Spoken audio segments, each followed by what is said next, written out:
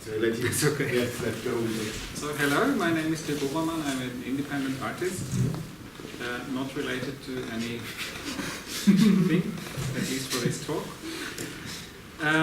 So this is a presentation of our systems encounter with Steno, and it's a presentation that I do with my fellow friend and colleague Julian Rohrhuber, who's not here today. And I will tell a little bit about adhering to possible sound synthesis with a dual language approach to live coding. So, so I thought I'd start with a little bit of context, like my personal context for this. So, a long time ago, 2015, I went with a group of people to different places, one being Kilpisjärvi, which is up in the north of Finland, not of Helsinki, but Finland, just way up above the Nordic Circle. And also to Hailuoto, which is an island next to Oulu, for some kind of residency workshop things. And the general theme of this, both of them were organized or led by Antje Grai, who is AGF. Maybe some of you have maybe seen her performing with this neural network synthesizer thing that was shown yesterday in Fiasma, I think, was it? Sorry? Yeah. Anyway, yeah. So she organized this. She lives on Hailuoto, and she had this idea of playing electronic instruments and electronic music in this kind of nature setting. And we were a bunch of people, and like as you see on the photo, sitting there, doing our thing, playing, improvising. And this led me to, and various other events in my life led me to this idea of sonic intervention wilderness. So a sonic intervention wilderness is a descriptor for something that is unknown to me in a specific sense. It describes an environment that appears sonically uncanny, alien, sublime, independent of the familiarity it might have to me in a different context. So both of these are sonic wilderness, or could be sonic wilderness. This wilderness may be caused, for example, by its musically uninviting cultural or natural context, or by its soundscape that escapes my understanding or interpretation as being musically sensible. Sonic intervention wilderness is a subjective term. Despite the obvious subjectivity of judging on the familiarity and musicality of a soundscape or the context of an environment, the decision whether or not I consider it sonically wild is subject to constant change. Similarly to experiencing a completely unknown site, spending time investigating a sonic interaction wilderness for example, its soundscape and acoustic properties, possibly with the intention of making music, makes it more tamed. It gradually turns into an environment in which I am able to imagine myself to risk making music.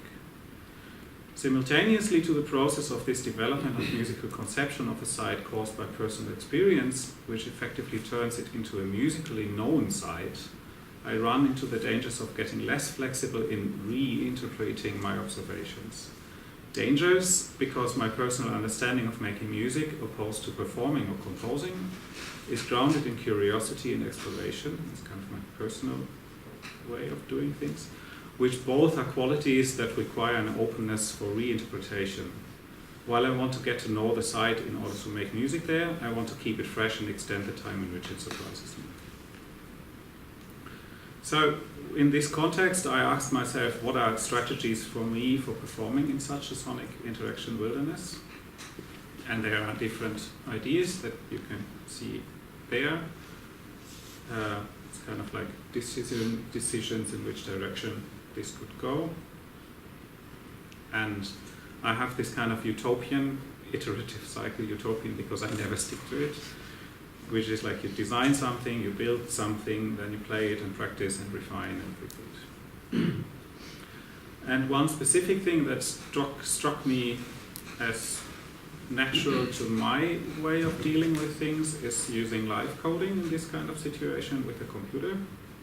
And in this context, I had the great opportunity to spend some considerate time in Graz at the IEM, where I developed a kind of live coding system that is called Fielding. It is a performance framework that encouraged the integration of agency into sonic wilderness interventions. I will tell a little bit of what I mean by that. And my intention here was to invite specifically non-human life to be part of the performance and explicitly grant space for it to unfold. And because I observed the tendency in me to somehow, when performing, like take over space of others, I created this system in such a way that there are different layers, or that was kind of the idea that there are 3 layers. There's the human performer, that's me, or others possibly, and I have some kind of like a symbolic layer that I can control. So I can control structure of the sonic environment. And then there is the global, or there are the global and external factors which control like what kind, like this structure has to be filled with meaning, right? So there needs to be something that makes the sound, which comes from the external factors. So there's some kind of vocabulary that does something there. And then there's the non-human performance where there's like immediate sensory information going in there. And with this kind of idea of like having multiple levels, I stumbled across this program that is called Steno, initiated by Helsinki Rohrhuber. So I will go into this now, hopefully. Let's see. I think this is the easiest because I have to mirror the display. Sorry, this display.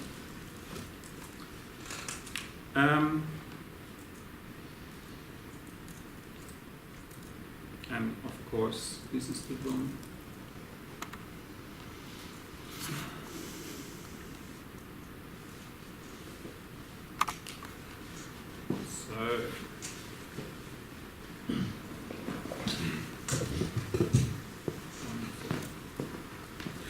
So, Steno is something that is kind of on top of SuperCollider, built on top of SuperCollider, a little language for spinning long strings of synths, as Julian put it here in this help file. And the idea is kind of simple, like you have characters, like letters, and you can write these kind of like programs, and each of these characters, so like an A is associated with the synth definition, and a B is associated with the synth definition. So I can, like this, for example, is just like a graph, or it represents, the whole thing represents a graph, the synth definition graph. So we read it from left to right. It's kind of a serialization of the synth definition graph, and there are like specifics. Like this square bracket means that there's parallel processing, and the round brackets means that serial processing. So this thing that we have here unfolds into A, feeds into B, feeds into a parallel processing of AB, AB, AB. Then that is mixed down here and goes into C. Yeah. So this is kind of it. Looks a little bit complicated. It's not really complicated when you write it. So let's try to use this here.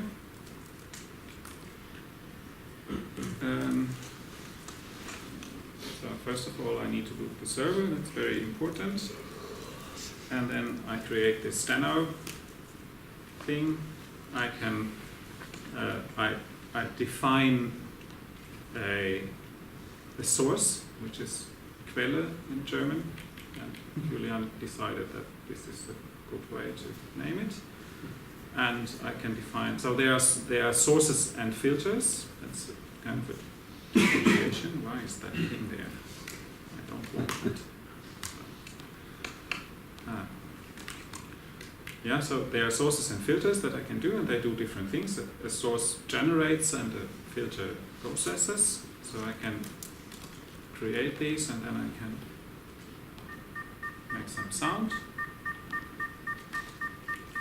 So maybe the first one is this. That's like I hear now A, and if I put the F behind the A, then the A is filtered by the F filter.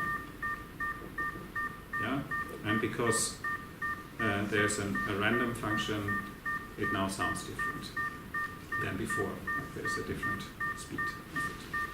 I can add another filter,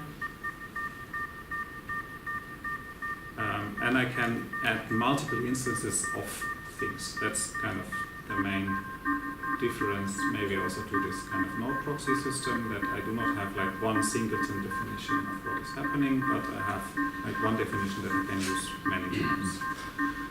And I can, so I like this definition I can change on the fly, so I can change from a sine wave to a blip, for example. Excuse me. And I can change the filter. And then, as I told you here in the help file, parentheses structure the signal flow, so I can do more complex parallel processing.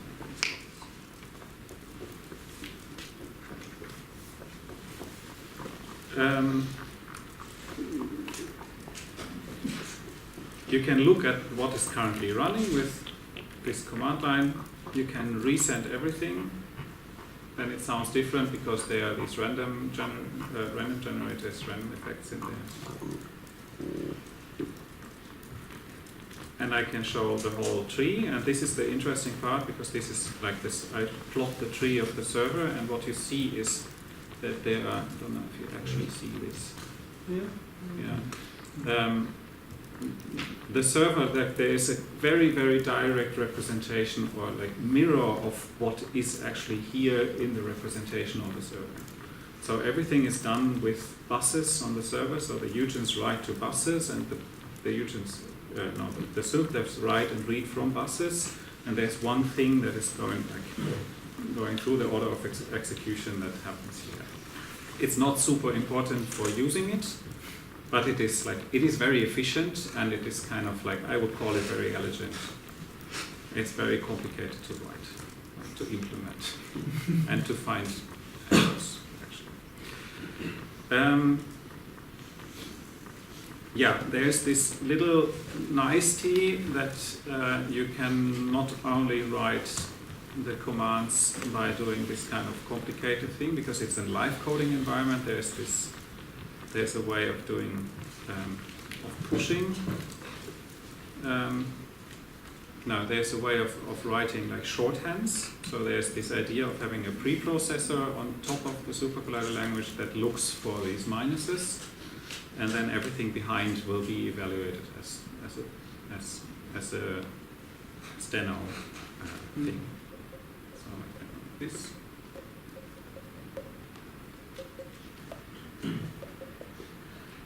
If I evaluate this multiple times, this is also kind of interesting because like between this and this there's a certain similarity, and we are using the diff algorithm, like this Unix diff algorithm, to search for similarities and only replace what is needed to be replaced. So it is not a replacement of everything, but it is just like fading out what used to be there and fading in what is new. So if I evaluate this again, there's no change in the sound because there's no change of the UGent growth. I can, though, force re-evaluation by adding this exclamation mark.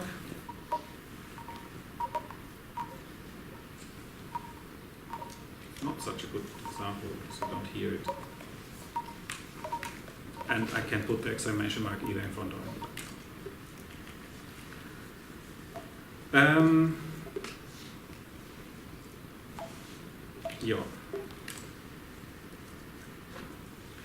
So then I just use, I try to, this is That's what you fear, right? If things are not working.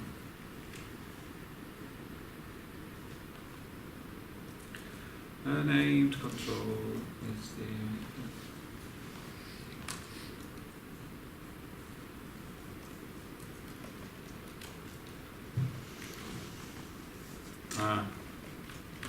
that's a very bad name.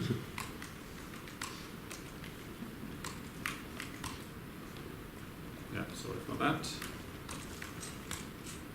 So, just use different things. So this, for example, is an example. I can have like arguments within my definitions, and I can set, for example, the mod rate and the frequency and the feedback of everything that is A. So I have 3 instances of A there now to something else. Yeah. I can also use anything that is a correct synth to do the setting. Now I move the mouse, you don't see it so well, but that is now changing the setting there.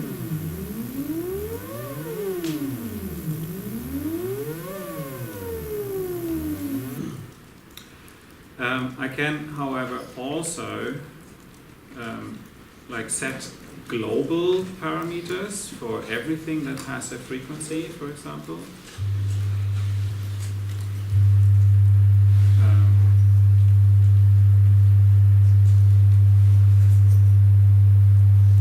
I do not understand this example. This is copied from the help file, I have to admit. Anyway, so you can set different like parameters there. Maybe I just forgot to copy something. Then there is something that is called variables. Variables are interesting in that sense that they are kind of sinks and sources of existing material. So here, for example, I play 3b into the variable 0. 0 is the variable. And the dot, somehow the dot is a filter, and because it does not have any output, it's silent, it just blocks the signal, right? And so I play b into 0 and a into 1 and block both of these at the same time. This is, by the way, a shortcut for having parallel processing. So if I have a space in between, then this one is happening in parallel to this one. Yeah, so now I do not hear anything because I blocked everything, and it goes into 0 and 1, and now I can listen, for example, to what is in B. I don't hear anything. What am I doing wrong?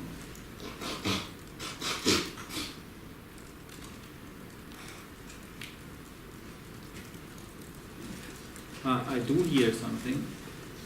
It is just very quiet.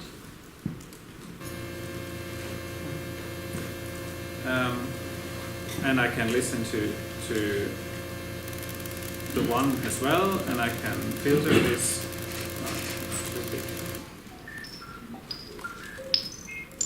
Yeah, so I can use all these things to somehow like guide and route the signal, and I can also have like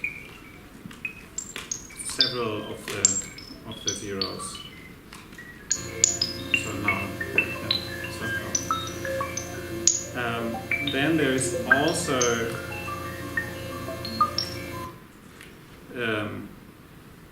the possibility to have feedback. So with local in and local out that we listened or heard yesterday. So I can use the 0, like what is fed into this one, to play in here.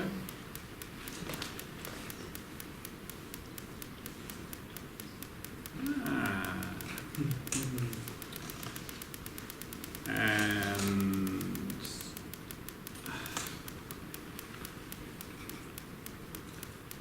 I show you this later because there's a specific thing that I need to. How much time do I have still? 5. Huh? 5 minutes. 5 minutes. Okay. Yeah, because it's not here. I show you this later. Like there's a specific parameter that I have to set in order to allow the feeding in of 2 times a signal, which is happening here because like this one is fed from what is before it. There's nothing before it, but still. And this one does not get anything in, so it is an out. But I can set this. Something with 2 inputs in a way. No, like the amounts of how many times I can feed into the variable is limited to 1. Okay. Yeah, and I can put it to 2 times. Yes. And I don't know the So the name. although it is a bus, it is not a bus that you can write. It is a bus, Yeah. but the way of how I'm writing and reading on it Okay. is determined. Yeah. Okay. Yeah.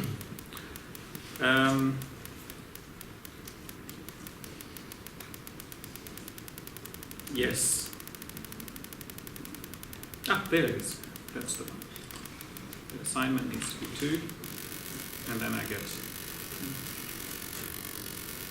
So what is happening at this moment here is that the A, that's the impulse, goes into the 0, and then in the next cycle of execution it is spat out from that 0, and then you hear that as well. Yeah? And because the feedback is 1, now you hear basically the block rate of supercollider.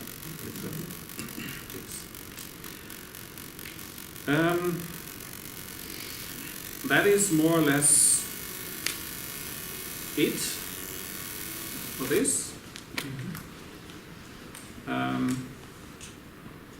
I think I will go further. So what I like, if you look at this is kind of comes very close to these kind of different levels. Like I have this level of symbolic letters that I can type, and then I can type on the fly, and then I can add this level of sensory information that is coming from the plants, the environment, on the level of the synthesis engine.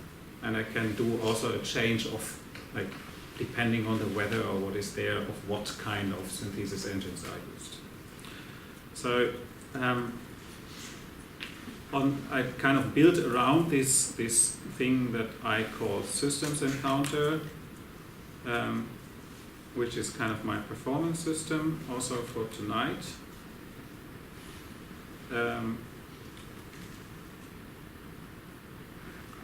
And the nice thing about that is that, like, I have this little GUI here, and I can type in this line here up there. I can type letters. So this is kind of, and every time I type, I get, like, it gets reevaluated, and I have all these definitions. F is a very bad thing. So I have all these definitions that are here, and like as soon as I type the definition, like you see the definition, I can edit it, so I can change this one to something else. Yeah. And these are the amplitudes of the different filters. So like everything that is vocal, so A, E, I, O, and U are sources, quellen, and F, L, D, N, and G and X are filters. So it's kind of easy for me to understand. Like I use it like that. It's kind of my way of thinking. So I can, for example, put there something like this. So you see. And yes, this is something that I didn't tell. There's like an argument that is in, which is the signal of the one that is before me. So I can use that in order to create and change some parameters within what I'm doing. So, which means that the E, because the frequency of my sine wave is depending on the RMS, the root mean square of my input signal. If I change the amplitude of the A that is in front of the E's, the frequency goes up of the E's. And also here, what is very fun is to do some kind of feedback. Negative feedback, for example, or positive feedback. for the filters, this is dry-wet control.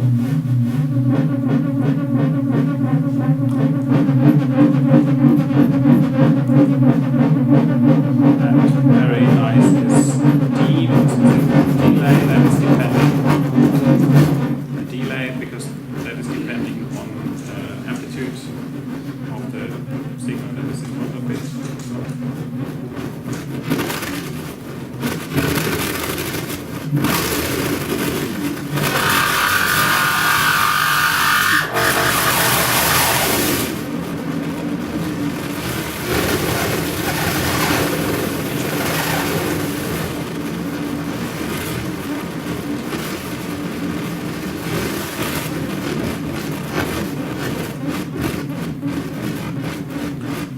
This way, this is kind of like this performance system without the sensory input, but it is very easy to build on top of that, like some sensor stuff. And because I don't have it now here set up, I can just show you. So this is my web page in case you're curious. There's this very, very simple system that is called Light2OSC, which is a processing patch that gets the camera input and just turns it into differential, into gray values basically. So it's kind of like subsampling that, which is a very, very simple way of having direct input of some sort. And I'm not really interested in what concrete that thing is, but it needs to like do something when I do something here. And yeah, so this is something that I use a lot for performance settings, and in this situation, no, I want to play this, thank you. In the situation of fielding, just very short and then I'm done. This is also something that I did at the EAM. I built these boxes that look like this. They have a Bella hat with a superglider server running on them. There are different sensors in there, like temperature sensor, humidity sensor. Also, it's not on this picture, but light sensors, and there are speakers in them. And we have now 3 of them at the moment, and we use them, so they are like high frequency, like tweeters in there, and we just put them up and set them up and then play them from one computer, and they get the same structural information. So we use the Steno language, or the systems encounter framework, and they get the same kind of structure, but the interpretation of the structure is different because they have different sensor values that get in. So, and that kind of creates, I like it quite a lot because there's this kind of mangling between independency and dependency, because like they have a similar structure that they play, but they are independent of where they are. So there's this kind of like spatialness that is evolving out of that situation, and it has a lot to do with the environment. But I also have, as a performer, have a lot of influence on what is happening actually. And if I may, and it works, I should just continue being engagement. So this somehow shows this, that like I can change the definition, but the definition is always the same on both nodes. And so I did a little bit of, just skip a little bit. That's me with long hair.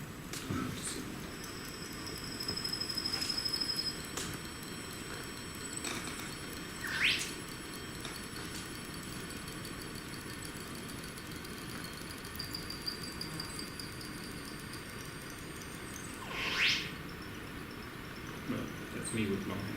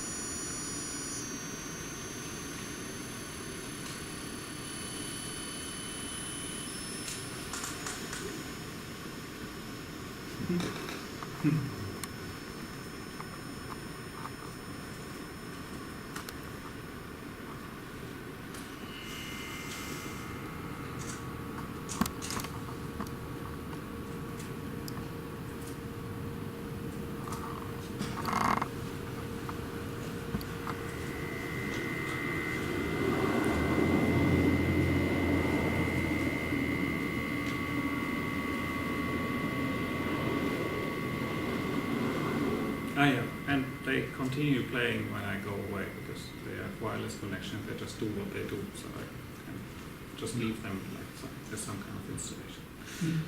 Yeah, so I think that's what I can tell you. Thank you.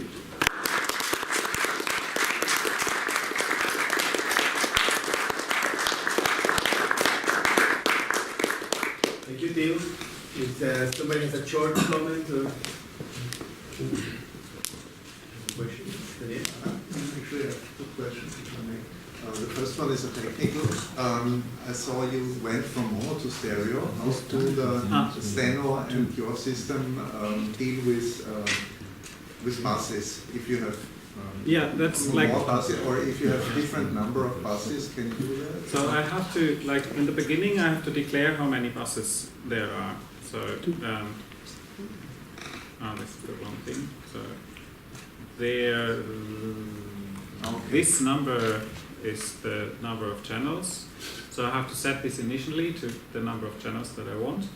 And then this one is an expand thing. So if I make these filters or sources, I can either write them as mono or as multi-channel things, and it expands it to, it just makes multiple instances of the thing, depending on how many buses. So I can write just the mono thing, and then it just splits it or spreads it to stereo, or makes two instances actually for each channel if I want to. So which makes it very elegant because I don't have to care while I do the live coding. Like if I just want to have a sine wave that is playing out of all the speakers, I just write the sine wave and then it plays out of all the speakers. If I want to have something more complex, then I can explicitly do it. That's very elegant. Yeah. And the second question.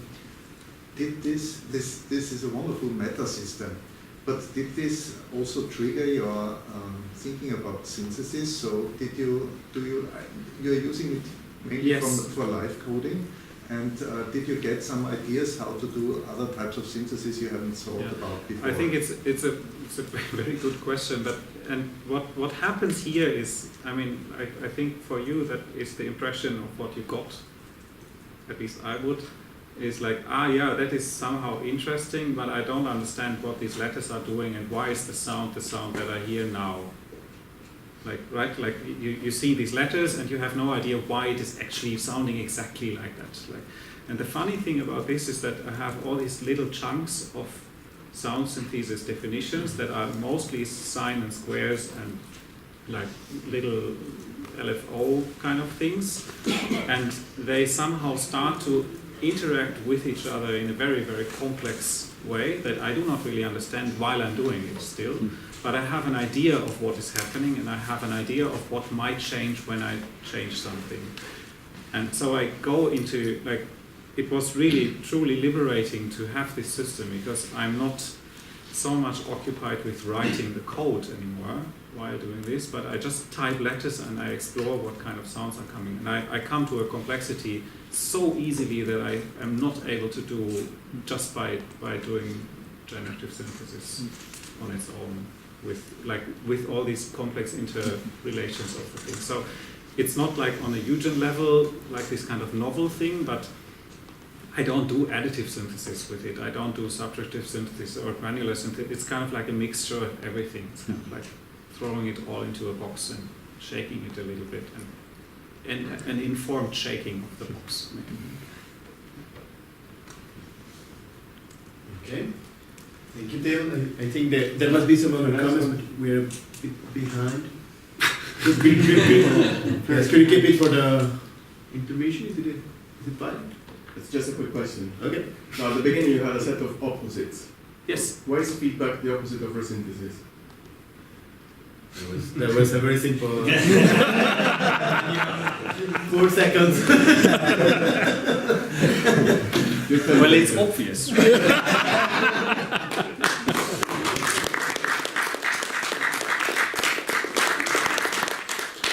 That's a very good question. I think we should gather during the lunch too.